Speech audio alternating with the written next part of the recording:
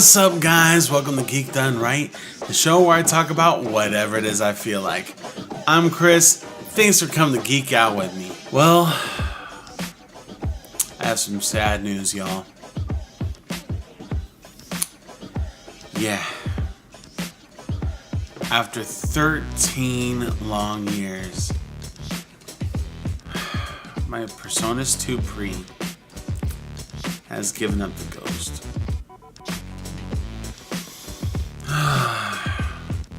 This is like the OG TubePre as well. This is the V1.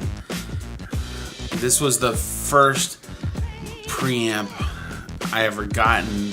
I used it in most of my videos on this channel in combination with my PreSonus AudioBox i2. That made me realize that it was time for... Well, that did make me realize that it was time for a change. I thought long and hard about it, and I researched a lot of stuff. After using just the i2 on the last video, I realized a lot of glaring problems with it. The preamps on it are not very good. Like, I had to crank up the gain on it like crazy just to get any sort of level out of it, and even then it just wasn't a whole lot of level that came out of it.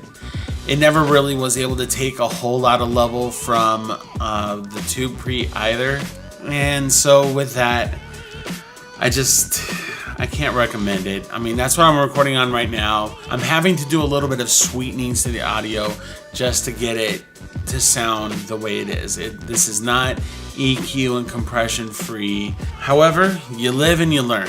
And doing last week's video without the TubePre helped me realize that it was time for a change. It really was.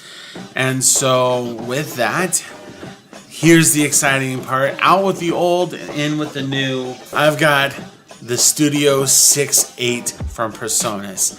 I do like PreSonus as a company. I mean, they have hits, they have misses, just like any other company.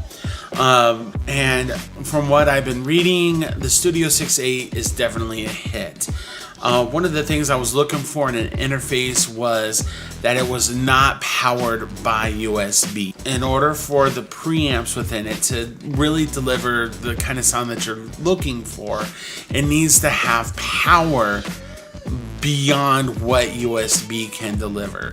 It's really cool that all you need is a USB connection and one and done.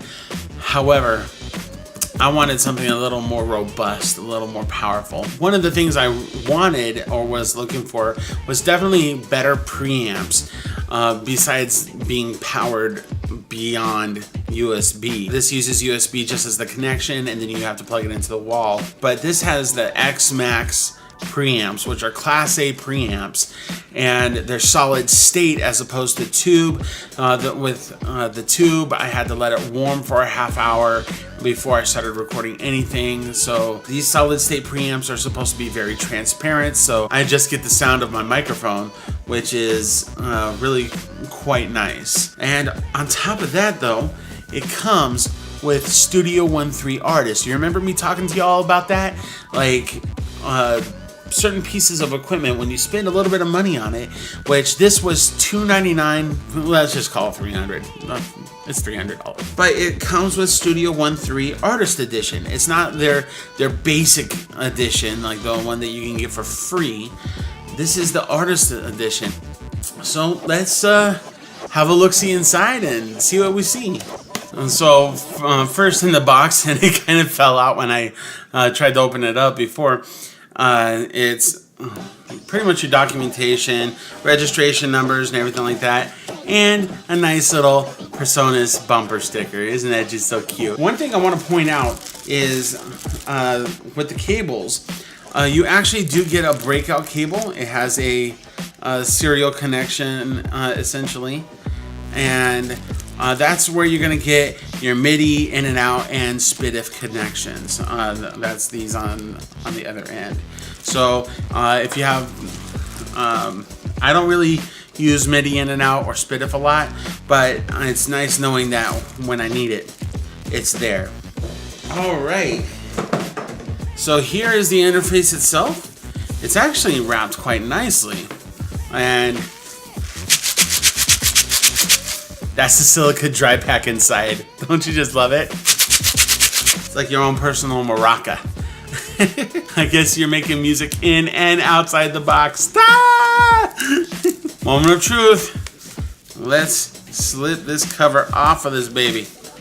Ooh. Oh goodness, that is gorgeous. Oh man, you got that brushed metal look on the front and on the top, and then you have that beautiful blue on the sides, and you can't really get it in the. You can't really get it on camera that well. I guess you kind of can. Like, look at the sparkles on that. All right, so the nice thing about this is that you have meters on each of your inputs on the front. You can just see it straight there. And you have your main outputs that you can see right there. Oh, those dials. Oh, I mean, look at how shiny those dials are too. Isn't that pretty? So also there's 2 XLR 1/4 inch combo jacks. You have 2 of those on the front. You also have 2 of them on the back. And then you also have 2, you have your main outs, 1/4 inch main outs. You also have your 2 external, 2 extra outs. I guess they're just like line outputs. And then there's your USB, and then there's that breakout cable. That's where you connect that.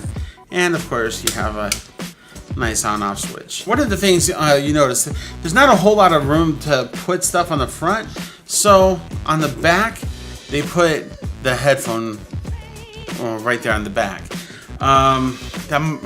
That is a little bit of a downer, but I'm willing to sacrifice it for better pre's and more inputs. So let me get this hooked up, and then we'll see how it sounds together. All right, so this is what my microphone sounds like going through the Studio 6.8. Hopefully it sounds better than the i2. I haven't had a chance to listen back to any recordings through this, but I have been able to listen through a bunch of audio using the 6.8 as my main output source, and man, it sounds great. Stuff sounds great coming out of this thing. Hopefully what's going into it sounds pretty good. I gotta say, it's also nice not having as many connections in my setup. I will miss my TubePre. I enjoyed it. I really did. And it helped me out a lot when I had to deal with this old thing. So I haven't had a chance to do a whole lot of recordings with this, of course, since I just got it. I will let you know in the future. If you'd like to hear more about that, let me know down in the comment section down below. Playback on this thing, like, stuff sounds nice and crisp and clean. I'm not hearing a whole lot of noise or distortion or anything like that. It just sounds very transparent to me. I'm excited to listen back to this video to see the differences as far as the preamps, but I can already tell, like, I haven't had to crank it that much to get this much gain. I'm really liking this so far. Well, that's gonna wrap things up for this episode of Geek Done Right. Hey, what interface do you use, and would you like me to talk about the preamps after doing some recordings and things like that with this microphone? Let me know in the comment section down below. And please make sure to smash that like button. It really makes my day. It helps me feel like I'm doing something right. Subscribe if you haven't already. Hit that notification bell so that you can know when I drop new episodes, because they come pretty frequently these days. Be ready for more episodes from Geek Done Right. Until next time, y'all take it easy. Peace.